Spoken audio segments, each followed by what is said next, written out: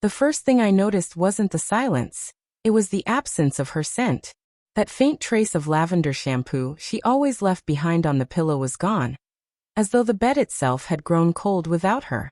I stood at the doorway of our bedroom, suitcase still in hand, wondering how something so small could feel like a punch to the chest. "Just a day," she had said a month ago, brushing off my concern with a tired smile. "I just need some space. Don't overthink it."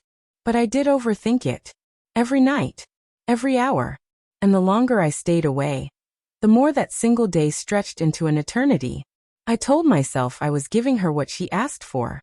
I told myself distance might fix what closeness had broken. Now, standing in that hollow room, I knew distance hadn't fixed anything. It had exposed something I had been too blind to see. I should have known something was wrong weeks before she asked for that day away. She had started sleeping with her phone under the pillow, silencing notifications the moment they buzzed.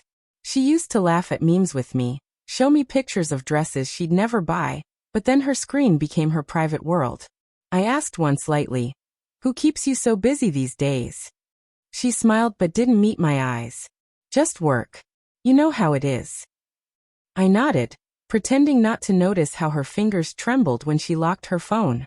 Love makes you complicit in your own blindness. The night she said she needed space, I tried to joke. "A day without me? You'll miss me before lunch." But she didn't laugh.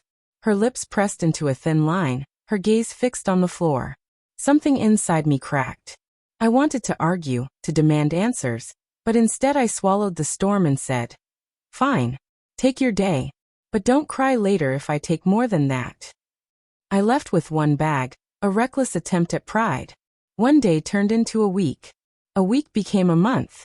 I told myself she would call, that she would break before I did. She didn't. When I finally returned, the house greeted me with silence too heavy to be ordinary. Her shoes weren't by the door. Her coffee mug wasn't in the sink. I walked through the living room like a trespasser in my own life. A faint perfume I didn't recognize clung to the air, sweet and sharp. Not hers. That was the first sting of truth. The second came when I opened the closet. Half her clothes were gone. Empty hangers swung like pendulums, mocking the stillness of the room. My throat tightened. "No," I whispered, as if saying it softly could undo it. But denial is fragile. And mine shattered when I found the letter. It was tucked inside the nightstand, written in her slanted handwriting. My name at the top. No greeting. No warmth.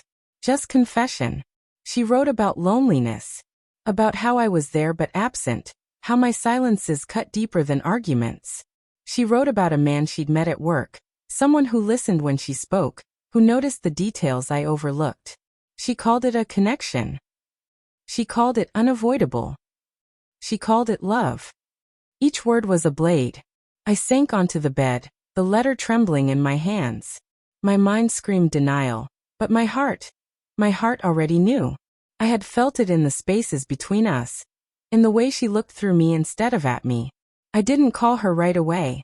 I waited until night, when the ache in my chest threatened to split me open. When she answered, her voice was calm.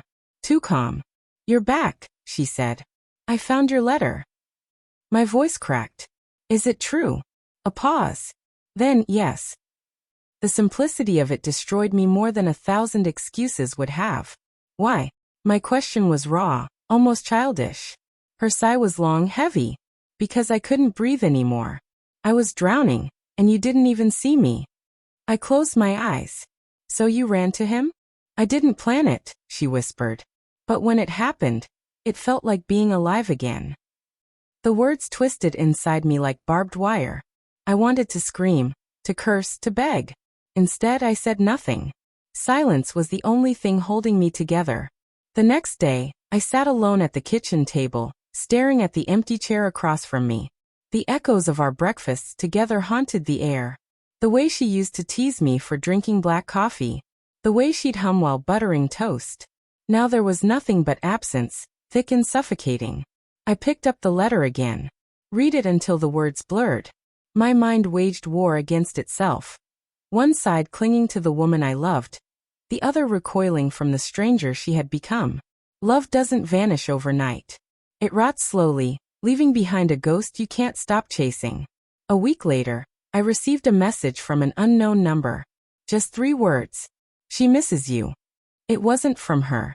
When I pressed, the sender revealed himself. It was the man she had left me for. He said she cried at night, whispered my name in her sleep, that she hadn't truly chosen him. She had chosen escape.